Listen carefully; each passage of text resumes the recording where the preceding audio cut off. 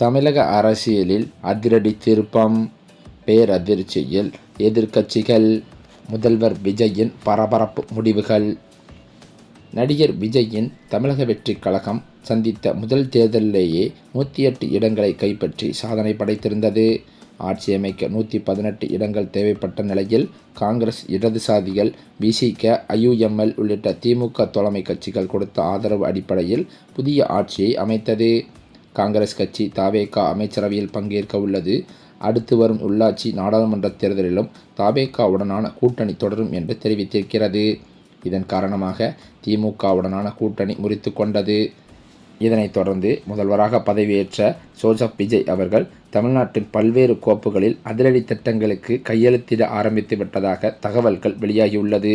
இதன் காரணத்தினால் தமிழ்நாட்டின் அரசியல் களமே மிகவும் சூடுபிடித்திருக்கிறது என்றே சொல்லலாம். தமிழ்நாட்டின் முதலமைச்சராக கடந்த 10ஆம் தேதி திரு ஜோசப் விஜய் அவர்கள் பதவியேற்றிருந்த நிலையில் தற்போது தமிழ்நாட்டிற்கான பல்வேறு கோப்புகளில் அவர் கையெழுத்திட்டதாக தகவல்கள் வெளியாகி வருகின்றன. அது மட்டுமில்லாமல் சட்டசபையில் பொறுப்பேற்றவுடன் அடுத்தடுத்து திமுக தலைவருமான ஸ்டாலின், மறுமலர்ச்சி திராவிட முன்னேற்ற கழகத்தின் தலைவருமான வைகோ, அன்புமணி மற்றும் நாதக தலைவர் ஒருங்கிணைப்பாளரான சீமான் ஆகியோர்களை அவர் சந்தித்தது அரசியல் நாகரிகத்தை வெளிப்படுத்துவதற்கான அர்த்தமாகவே பார்க்கப்பட்டு வருகிறது. இந்த சூழ்நிலையிலோ சட்டசபையில் பல்வேறு அதிரடி திருப்பங்கள் அரங்கேறியிருப்பதாகவும் ஒரு பக்கம் தகவல்கள் வெளியாகியுள்ளது. அதில் எதிரும் புதிருமாக இருந்து வந்த திமுகவின் முன்னாள் அமைச்சர் செந்தில் பாலாஜியும் அதிமுக முன்னாள் அமைச்சரான எஸ்பி வேலுமணியும் சட்டசபை வளாகத்தில் சந்தித்து நீண்ட நேரம் ஆலோசனை நடத்தியிருப்பது பெரும் பரபரப்பை ஏற்படுத்தியுள்ளது. நடந்து முடிந்த தமிழக சட்டசபை தேர்தலில் திமுக, அதிமுக, தவேக, நாம் தமிழர் கட்சி என 4 முனை போட்டி நிலவியது. வாக்கு எண்ணிக்கையில் தவேக முதலிடத்திற்கும் திமுக 2ஆம் இடத்திற்கும் சென்றது. அதிமுக 3ஆம் இடத்திற்கு சென்றது. தற்போது நாம் தமிழர் கட்சி 4வது இடத்திற்கு சென்றது. அக்கட்சி எந்த தொகுதியிலும் வெற்றி பெறவில்லை. அதிமுகவின் பொதுச் செயலாளராக முதல்வர் எடப்பாடி பழனிசாமி பொறுப்பேற்ற பின் அந்த கட்சி தொடர்ந்து தோல்விகளைத்தான் சந்தித்து வருகிறது. அதுவும் இந்த முறை எதிர்க்கட்சியாக கூட அதிமுக அமர முடியாத நிலை. இதனால் எடப்பாடி பழனிசாமியின் தலைமை மீது கட்சிக்குள் அதிருப்தி ஏற்பட்டிருக்கிறதாம். முன்னாள் அமைச்சர்கள் எஸ்பி வேலுமணி மற்றும் சி.வி. சண்முகம் ஆகியோர் தனியாக செயல்பட தொடங்கியிருக்கிறார்கள். கடந்த சில நாட்களாக அவர்கள் அதிமுக எம்எல்ஏக்களுடன் தொடர்ந்து ஆலோசனை நடத்தி வருகிறார்களாம். SP Velumani, CV. சண்முகம் தலைமையில் 30க்கும் மேற்பட்ட எம்எல்ஏக்கள் தவேகவிற்கு ஆதரவு தெரிவிக்க ஆலோசனை நடத்தி வருவதாகவும் கூறப்படுகிறது.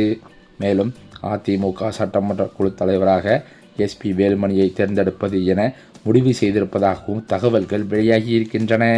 முதலில் சட்டமன்றத்தில் பழனிசாமியின் பதவியை பறித்துவிட்டு அடுத்ததாக எடப்பாடி பழனிசாமியை பொதுச்செயலாளர் பதவியிலிருந்து நீக்கிவிட்டு முக்கிய பதவிக்கு அவர்கள் வருவதற்கும் முடிவு செய்திருப்பதாக அதிமுக தலைமை வட்டாரத்தில் தகவல்களும் பரவி வருகின்றன. மேலும் அது மட்டுமில்லாமல் சட்டமன்றத்தில் எம்எல்ஏக்கள் பதவியேற்கும் நிகழ்வானது நடைபெற்றது. இந்த நிகழ்வுக்கு அதிமுகவினர் டீமாக பிரிந்து வந்து தங்களுக்கிடையேயான பிளவை வெளிப்படையாக காட்டியுள்ளனர்.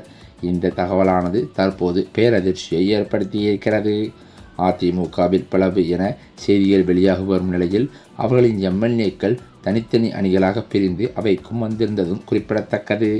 அதிமுக பிளவை மேலும் உறுதிப்படுத்தும் விதமாக சட்டசபையில் எடப்பாடி பழனிசாமி உறுதிமொழி எடுத்தபோது சிலர் மட்டுமே மேஜையை தட்டிய நிலையில் எஸ்பி வேலுமணி உறுதிமொழி எடுத்தபோது பலர் மேஜையை தட்டி உற்சாகமாக வரவேற்றனர்.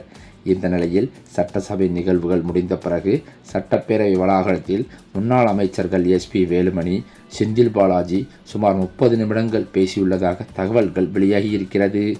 இந்த தகவலானது அதிமுகவினர் மற்றும் திமுகவினரையே பேரதிர்ச்சியை ஏற்படுத்தியுள்ளது. அதிமுகவில் தலைமையை மாற்றுவதற்கு கலகக்குரல் எழுந்துள்ளதாக கூறப்படும் நிலையில் அதிமுக பொதுச் செயலாளர் மற்றும் சட்டமன்ற அதிமுக கட்சித் தலைவர் பதவி விவகாரம் உள்ளிட்டவை குறித்து ஆலோசிக்கப்பட்டதாகவும் கூறப்படுகிறது.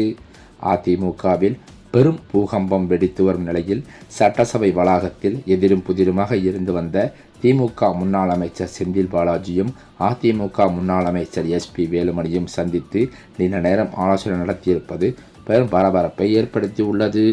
தற்போது வெளியான தகவலின்படி புதிதாக பொறுப்பேற்றுள்ள முதலமைச்சர் பதவியேற்றிருக்கும் திரு ஜோசப் விஜய் அவர்கள் தற்போது கரூர் சம்பவம் தொடர்பாக எதிரொலிக்கும் விதமாக அங்கு அதிரடி முடிவுகளை எடுப்ப இருப்பதாகவும் தகவல்கள் வெளியாகி வருகின்றன.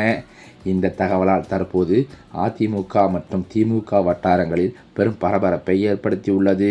அது மட்டுமில்லாமல் தற்போது கரூர் விவகாரத்தில் தலையீடாக இருந்த செந்தில் பாலாஜி கைதாக கூட அதிக வாய்ப்பு இருக்கிறது என்று தகவல்கள் வெளிவந்துள்ளது.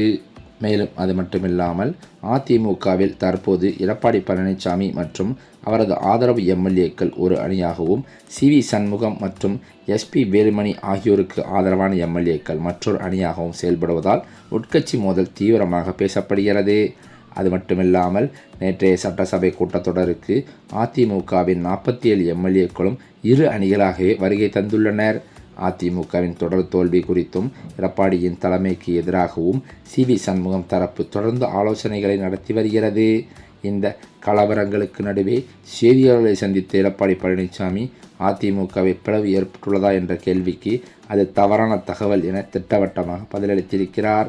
அதிமுகவில் எந்த பிளவும் இல்லை என்பதை உறுதிப்படுத்தும் வகையில் எடப்பாடி பழனிசாமியுடன் ஓ.எஸ். மணியன், கே.பி. முனுசாமி மற்றும் ஆர்.பி. உதயகுமார் ஆகியோர் உடனிருந்ததாகவும் சொல்லப்படுகிறது. இருந்தாலும் கூட சட்டசபை நிலவரங்கள் எடப்பாடி பழனிசாமிக்கு சாதகமாக இருப்பதாக தெரியவில்லை. மொத்தமுள்ள 47 அதிமுக எம்எல்ஏக்களில் வெறும் 17 பேர் மட்டுமே எடப்பாடி பழனிசாமிக்கு ஆதரவாக தற்காலிக சபாநாயகரிடம் மனு அளித்துள்ளதாக சொல்லப்படுகிறது. இது எடப்பாடி பழனிசாமியின் தலைமைக்கு கட்சியில் எழுந்துள்ள பலவீனம் குறித்து அரசியல் வட்டாரங்களில் விவாதங்கள் ஏற்படுத்தி வருகிறது. எஞ்சிய 30 எம்எல்ஏக்கள் சி.வி. சண்முகம் மற்றும் வேலுமணி அணியில் இருப்பதாக கூறப்படுவதால் அதிமுகவில் உட்கட்சி கருத்து வேறுபாடு வெளிப்படையாக தெரிந்து வருகிறது. கட்சியின் நிலவும் இந்த உட்கட்சி பூசல் மற்றும் அதிகார போட்டி அதிமுக தொண்டர்களிடையே பரபரப்பை ஏற்படுத்தியது மட்டுமில்லாமல் அதிமுகவை அழிவுக்கு கொண்டு செல்வது உறுதி என்று பல்வேறு தொண்டர்கள் மத்தியிலும் பேச்சுக்கள் அடிபடுகிறது.